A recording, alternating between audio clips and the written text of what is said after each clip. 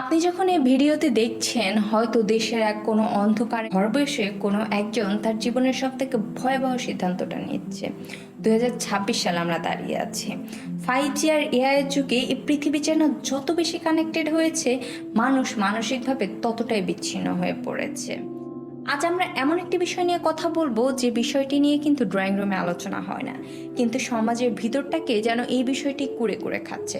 আমরা কথা বলবো আত্মহত্যা নিয়ে। আত্মহত্যার আইনি পরিণতি আসলে কি হতে পারে?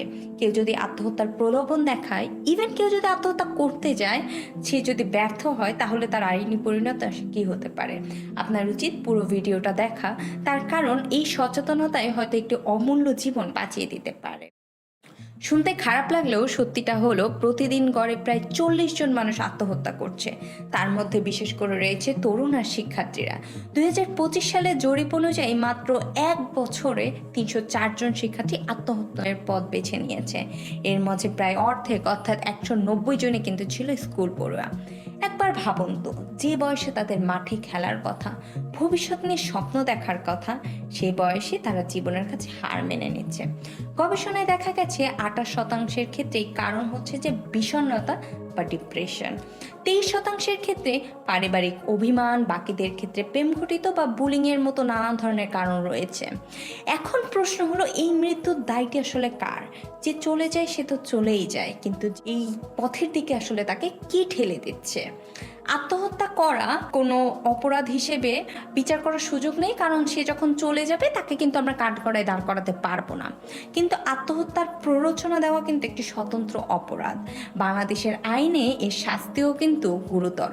দণ্ডবিধি 306 ধারা অনুযায়ী কেউ যদি কাউকে আত্মহত্যার জন্য প্ররোচিত করে বা সহায়তা করে, তাহলে সেই ব্যক্তি সর্বোচ্চ 10 বছরের সশ্রম বা বিনাশ্রম কারাদণ্ড এবং সেই সাথে অতিরিক্ত জরিমানা হতে পারে।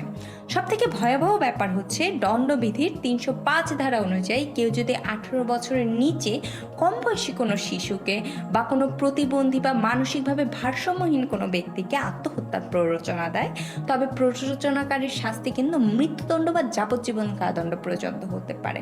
এছাড়াও নারী ও শিশু নির্যাতন দমন আইনের 9 ক ধারা অনুযায়ী যদি কোনো নারীর সম্ভ্রমহানি করা হয় এবং এই অপমানের কারণে সেই নারীটি আত্মহত্যা করে, তবে অপরাধী 5 থেকে 10 বছরের কারাদণ্ড নিশ্চিত হতে পারে। অর্থাৎ কাউকে আপনি কথায় কথায় বেঁচে থেকে লাভ নেই, তুই সমাজের বোঝা, কোনো একটি টেক্সট মেসেজ পাঠিয়ে দিচ্ছেন, এটি কিন্তু অপরাধের প্ররোচনা হিসেবে দায়ী হতে পারে। আইন কিন্তু বসে নেই, এর প্রমাণ দেখেন 2026 সালের জুন মাসেরই সম্প্রতি ঘটনা। গত 18 জুনের ছোট পর্দার অভিনেতা জাহির আলভীর তার স্ত্রীর আত্মহত্যার দায়ে কিন্তু তার বিরুদ্ধে মামলা করা হয়। আবার 16 জুনে শেরপুরের নলিতাবাড়িতে একজন স্কুল শিক্ষার্থীর আত্মহত্যার কারণে তার শিক্ষককে গ্রেফতার করে পুলিশ। যারা ভাবছেন যে অনলাইনে ফেক আইডি থেকে অন্য কাউকে একটু ট্রল করবেন, বডি শেমিং করবেন, মেসেজ দিয়ে পার পেয়ে যাবেন, তাদের জন্যও কিন্তু বলে রাখি, বর্তমানে আছে সাইবার নিরাপত্তা আইন 2023। আপনার একটি কুরুচিপূর্ণ কমেন্টের কারণেও কিন্তু কারো জীবন শেষ হয়ে যেতে পারে। ডিজিটাল প্রমাণ ব্যবহার করে বর্তমানে আইনের জালে বন্দী করা এখন শুধু সময়ের ব্যাপার। তবে আমাদের আইনের কিন্তু আরও একটি দিক রয়েছে। ধরেন যে আত্মহত্যা করতে গিয়ে মারা গেল, সে তো মারাই গেল, আর যে বেঁচে গেল, দণ্ডবিধির 309 ধারা অনুযায়ী যদি কেউ আত্মহত্যার চেষ্টা থেকে বেঁচে যায়, তবে এই ধারা অনুযায়ী তার 1 বছরের কারাদণ্ড হতে পারে। অর্থাৎ মানুষটি যে এতটা অসহায়, জীবন শেষ করে দিতে যাচ্ছে, সে বেঁচে গেলেও কিন্তু আবার তাকে জেলে যেতে হচ্ছে। আমাদের উচিত এই যে মানুষগুলো যারা কিনা তাদের জীবনের শেষ সিদ্ধান্ত নিতে যাচ্ছে, এই মানুষগুলোকে যাতে এই ধরনের দিকে তারা এগিয়ে না যায়, সেখান থেকে তাদেরকে সতর্ক করা। আইন তো অপরাধীকে শাস্তি দিবে, যার জীবন চলে গেল তাকে তো আর ফেরানো সম্ভব নয়।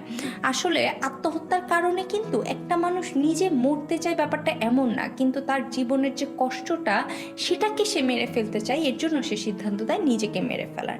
আমাদের শিক্ষা ব্যবস্থা, আমাদের সমাজ আজ আমাদেরকে সফল হতে শেখায়, কিন্তু ব্যর্থটাকে আমরা কিভাবে ডিল করব সেইটা আমাদেরকে শেখায় না। আমরা অনেক বেশি জাজমেন্টাল হয়ে গেছি অনেকে, কিন্তু আমরা কোনো গুড লিসেনার হতে পারিনি বা ভালো শ্রোতা হতে পারিনি। তাই আজ আসুন আমরা সকলে প্রমিস করি যে আশেপাশের মানুষগুলোর দিকে আমরা একটু খেয়াল রাখি। বন্ধু, সন্তান বা পরিবারের কেউ যদি একটু চুপচাপ হয়ে যায়, আমরা একটু লক্ষ্য করি, তাকে একটু সময় দেই, তাকে একটু বলি যে আমরা আছি আপনার পাশে।